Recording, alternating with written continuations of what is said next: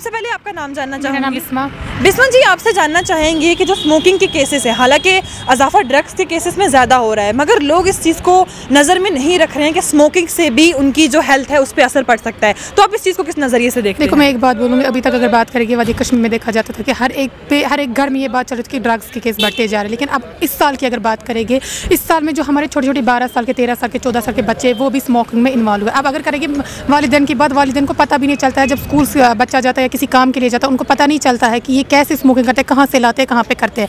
लेकिन अगर इसमें देखा जाएगा, स्कूल्स की बात करेंगे, कॉलेज की बात करेंगे, उन पर एडमिनिस्ट्रेशन कोई भी स्टेप उठाएगा जिसकी वजह से जो वालिदैन है वो भी परेशानी से दूर है, जो हमारे बच्चे हैं वो भी स्मोकिंग से दूर रहे, क्योंकि स्मोकिंग के बहुत सारे काज से, अगर देखा जाए हार्ट अटैक भी स्मोकिंग से ही आता है, अगर देखा जाए अंदर की जो बीमारी है वो भी स्मोकिंग से ही हो जाती है। तीसरी चीज़, स्मोकिंग की स्टार्टिंग शुरुआत से ही फिर ड्रग्स में भी इन्वॉल्व हो जाता है। तो मैं बिस्मा आपसे जानना चाहूँगी कि गवर्नमेंट को ऐसे कौन से स्टेप्स लेने चाहिए जिससे स्मोकिंग जो है वो कुछ ऐसे इलाकों में बैन होनी चाहिए जहाँ पर कि लाजमी नहीं है? बिल्कुल, गवर्नमेंट को ऐसे स्टेप्स उठाने चाहिए, जैसे उन्होंने एक ड्रग्स के लिए स्टेप्स उठाए हैं। आप देखते हो हर रोज़ हमारे सोशल मीडिया पे एक वीडियो वायरल हो जाता है जिसमें ड्रग्स के जो बंदे इन्वॉल्व होते हैं उनको पकड़ा जाता है। लेकिन इस पर भी अगर गवर्नमेंट कुछ अच्छे स्टेप्स उठाएगा, जैसे कि किसी कॉलेज के बाहर जाएंगे, एडमिनिस्ट्रेशन के हमारे लिए कुछ अच्छी सिक्योरिटी डालेगी कॉलेज के बाहर, यहाँ की अमेरा कदल की बात करें, SP कॉलेज की बात करें, लड़कों के छोड़ के लड़कियाँ भी इसमें इन्वॉल्व है। अगर हॉस्पिटल्स की बात करें या क्या बोलते हैं बैंक्स की बात करें, हर एक जगह बाहर एडमिनिस्ट्रेशन कुछ अच्छा स्टेप उठाएगी जिसकी वजह से हमारे जो 12 साल 13 साल के बच्चे हैं वो स्मोकिंग से बचे, आगे जो हमारा जो स्मोकिंग का ये है वो ख़त्म ही हो जाए। तो यूथ के लिए आपकी क्या मैसेज रहेगी, क्या कहना चाहिए? यही मैसेज रहेगी, मेहरबानी करके स्मोकिंग को छोड़िए, क्योंकि जो स्मोकिंग कर सकता है वो कल को ड्रग्स। सर, रिसेंटली हमने एक रिसोर्स पढ़ी जिस हवाले से उसमें ये बताया जा रहा है कि पिछले 4 साल से लगभग 1200 से ज़्यादा जो स्मोक करते हैं उनकी डेथ हो चुकी है। तो आपका इस बारे में क्या ख्याल है? क्या आपको लगता है कि smoking is injury to health? देखिए, ये पहले से ये बात सभी को मालूम है कि अगरचे इससे अमवात भी हो गई है, ज़्यादातर अगर आप देखेंगे कि वादी कश्मीर में इसका रुझान ज़्यादा रहा है, और यहाँ पे आज आप देखते हैं कि इसका जो रिज़ल्ट निकलता है CA इससे हो जाता है। हालांकि जो स्मोकिंग डब्बी आती है जिसमें सिगरेट्स होते हैं उस पर भी वाज़ेह तौर पे लिखा होता है कि cigarette smoking is injurious to health. तो उसके बावजूद यहाँ पे वादी कश्मीर में खुसूसन इस पर कंट्रोल नहीं हो जाता है। और सही बात है कि ख़ुद इंसान ये डिसीजन लेता है कि उसे सिगरेट पीना है या नहीं पीना है। अक्सर बेशतर बाकी लोग जो होते हैं, जो स्मोकर होता है, उस पर बिल्कुल हमेशा ये कहते रहते हैं कि मत करो स्मोकिंग, आपकी सेहत के लिए सही नहीं है। लेकिन ये एक निकोटीन होता है, जो ही इसकी कमी महसूस हो जाती है तो फौरी तौर इंसान जो स्मोकर होता है, चेन स्मोकर हो जाता है, उसे बेचैनी सी होती है और डेफिनेटली वो कोशिश करता है कि सिगरेट पी के उसकी जो तलब होती है वो कम हो जाती है। और इंसान एक बार अगर इसका आदी हो गया तो इससे बाहर निकालना बहुत मुश्किल पड़ जाता है। इसलिए हमारी जो आजकल के नौजवान हैं, छोटे छोटे बच्चे हैं, उनसे हम रिक्वेस्ट करते हैं कि इसकी जानिब आगे ना बढ़े।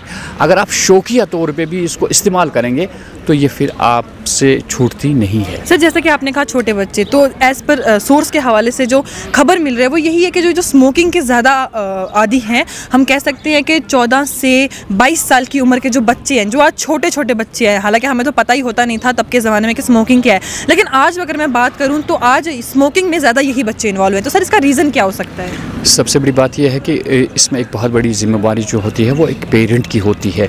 पेरेंट अगर बच्चों को आते या जाते वक्त थोड़ा सा मार्क करे कि कहीं बच्चे ने स्मोक तो नहीं किया है, इसने सिगरेट तो नहीं पिया है, इसकी बहुत बड़ी वजह है कि अगर थोड़ा सा पेरेंट्स इसकी तरफ ध्यान दें तो बच्चे इसकी तरफ नहीं जाएंगे। यही वजूहात है कि जो छोटे छोटे बच्चे हैं उनको लगता है कि ये एक तफरीह का ज़रिया है, एंटरटेनमेंट है उनके लिए, अभी उनको लगता है ये एंटरटेनमेंट है। लेकिन जब आगे आगे वो चलते हैं तो इसके रिज़ल्ट आपको खुद मालूम है कि इसके रिज़ल्ट क्या है। इसलिए सबसे बड़ी जिम्मेवारी है वो पेरेंट्स की है, और खुसूसन जो हमारे इस एज के बच्चे स्कूल या कॉलेज जाते हैं, टीचर्स की भी एक बहुत बड़ी जिम्मेवारी है कि वो बच्चों का वक्तन फ़वक्तन उनके जेब्स या उनके जो बैग्स वगैरह होते हैं, स्कूल बैग्स, उनको वक्तन फ़वक्तन चेक करे ताकि उन पे भी नज़र रहे। घर से निकलते हैं बच्चे तो टीचर उसका रिस्पॉन्सिबल होता है। तो स्कूल से बच्चे निकले तो पेरेंट्स रिस्पॉन्सिबल होता है। अगर दोनों ये अच्छी तरह से ये जिम्मेवारी निभाए तो मुझे नहीं लगता है कि बच्चे इसमें मुलविस हो सकते हैं। सर, रिहेबिलिटेशन सेंटर्स की बात करूं तो बहुत सारे कश्मीर में हमें रिहेबिलिटेशन सेंटर्स देखने को मिलते हैं, मगर उनमें जाने के बाद कुछ टाइम तक वहां रहा जाता है, उनको ट्रेनिंग दी जाती है, लेकिन कुछ ऐसे केसेस भी सामने आए हैं कि उनके उससे बाहर आने के बाद भी सेम अगेन वही सिचुएशन होती है, वही स्मोकिंग फिर से कंटिन्यूस हो जाती है। तो उसके लिए कुछ हो सकता है जिससे वो स्मोकिंग वगैरह बंद रहे या हम ना कर पाएँ? एक्चुअली मैं आपको सही बताऊं कि जो आप रिहेबिलिटेशन सेंटर्स की बात करते हैं, सबसे बड़ी बात यह है कि आजकल का ध्यान जो है वो ड्रग्स पे है। स्मोकिंग अब मामूली सी चीज़ तस्वुर की जाती है। जो ड्रग्स है उनकी तरफ सभी का ध्यान लगा हुआ है। अगर आजकल के ज़माने में कोई बच्चा सिगरेट पीता है तो उसके वालिदैन शुक्र करते हैं कि ये स्मोकिंग ही करता है, ड्रग्स में इन्वॉल्व नहीं हुआ है। तो वो जो ध्यान है गवर्नमेंट का भी वो स्मोकिंग से हट गया आहिस्ता आहिस्ता, क्योंकि उससे बढ़कर चीज़ जो सामने आई वो ड्रग्स है। तो इसलिए ये आज मामूली चीज़ समझी जाती है, मगर मामूली चीज़ अगर समझी भी जाती है, यही स्मोकिंग इब्तिदा बन सकती है बच्चे के लिए जो आगे ड्रग इस्तेमाल कर सकता है। ये वालिदैन को समझना चाहिए कि अगर वो शुक्र करते हैं इसमें कि उनके बच्चे स्मोकिंग ही करते हैं, ड्रग्स नहीं करते हैं, लेकिन जिसने आज स्मोक किया कल को वो ड्रग्स भी करेगा। तो इसलिए रिहेबिलिटेशन सेंटर्स जो है उनका ध्यान स्मोकिंग से हट चुका है और सारा का सारा ध्यान जो है वो इसकी जानिब हो चुका है, ड्रग्स की जानिब। अगर हमारी पुलिस से भी रिक्वेस्ट है, अगर आप कहीं पे भी छोटे बच्चे को आप पाएँ, हालांकि आजकल ज़माना ऐसा है कि जो छोटे बच्चे हैं ना आज वो एहतराम करते हैं बड़ों का। अगर आजकल आप उस ज़माने में, पुराने ज़माने में कोई बच्चा अगर मोहल्ले का कोई भी मोअज़्ज़ज़ शहरी होता तो उनके सामने सिगरेट पीना उनके लिए बहुत बड़ा मुश्किल था। आज आप चलेंगे, रास्ते पे चलेंगे, चाहे कितने भी बुज़ुर्ग चलते हों, तो वो उनके सामने स्मोक करेंगे, उनको कोई शर्म नहीं आती है। मैंने कहा कि इसका सारा दारोमदार घर पे है, पेरेंट्स पे है, टीचर्स पे है।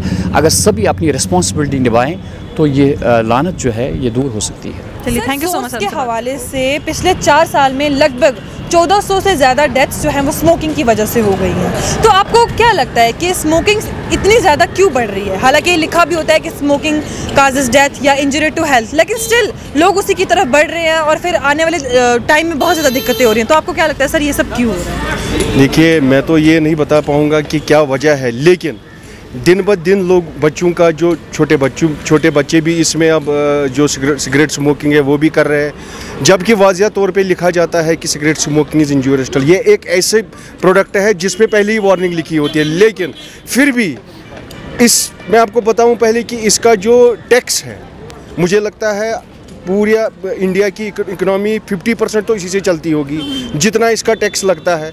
और दूसरी बात जो है कि अब ये सिगरेट स्मोकिंग जो है ये एक फैशन की तरफ लोग यूज़ करते हैं।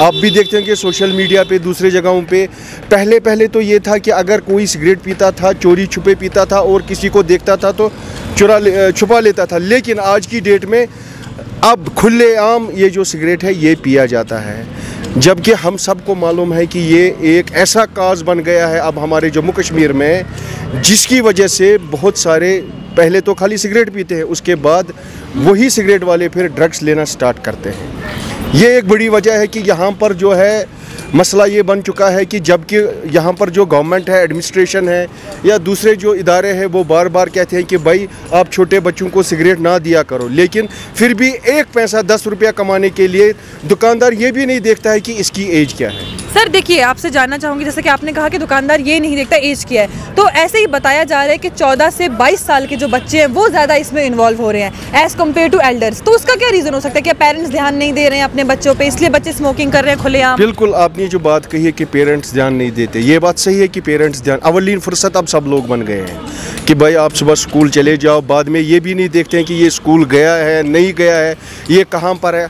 आए दिन हम लोग देखते हैं कि हमारे पार्क्स भरे होते हैं, वहाँ पर आपको सिगरेट के डिब्बियाँ और सिगरेट के जो एश होते हैं वो इतने आपको मिलेंगे, आप बहुत सारे लोग ऐसे जो है वो देखना भी बर्दाश्त नहीं करते हैं। आज की डेट में अगर हम देखेंगे मस्जिद के बाहर जो गुस्ल खाने होते हैं, उनमें भी आपको सिगरेट ही सिगरेट मिल जाएंगे। आप किसी भी जगह चले जाओ, ये तो ज़रूरी है। देखिए, जब एक वालिदैन जो है उसकी ज़्यादा जिम्मेदारी बनती है एक बच्चे के ऊपर कि अगर ये बच्चा मेरा जो है ये अगर स्कूल नहीं पहुंचा या आधा घंटा लेट आया या सुबह कहीं और है, उनको तो ध्यान देना ही पड़ेगा, चाहे वो कितने भी अवलीन फुर्सत हो। जब तक वो अपने बच्चे की तरफ ध्यान नहीं देंगे, आजकल देखो मैं आपको बताऊं, आजकल घर में पहले तो मेरे वक्त में तो हम सब लोग एक ही कमरे में बैठते हैं। आज अगर बच्चा 4-5 साल का हो गया, भाई इसको सेपरेट कमरा दे दो, उसको सेपरेट कमरा दे दो, ठीक है ना। फिर वो अंदर कमरे में क्या करता रहता है ये ऊपर वाला ही जानता है, पेरेंट्स को भी नहीं पता है, क्योंकि आज की डेट में सब लोग क्या चाहते हैं कि डिस्टर्बेंस ना हो। अब ये अपने कमरे में क्या कर रहा है ये भी देखते नहीं है। तो वजह यही है कि दिन ब दिन जो आपका डेटा है वो बिल्कुल सही है। मैं इत्तेफाक रखता हूं कि ये डेटा जो है बिल्कुल सही है। 14 से लेके 22 की एज में लोग ज़्यादा अब इसकी तरफ राइज हो रहे हैं कि मैंने पहले कहा हम सबको इसके बारे में कदम उठाना चाहिए। ख़ासतौर जो दुकानदार है, मैं नहीं कहता हूं कि वो बेच रहे हैं जबकि उनको गवर्नमेंट प्रोवाइड करती है, जबकि उनको सप्लायर प्रोवाइड करता है, मगर माशरे की तौर एक जिम्मेदारी आयद होती है। भाई आप 14 साल से कम हो हम आपको सिगरेट नहीं देंगे, 18 साल से कम हो हम आपको सिगरेट नहीं देंगे, 17 साल से कम हो हम आपको सिगरेट नहीं देंगे।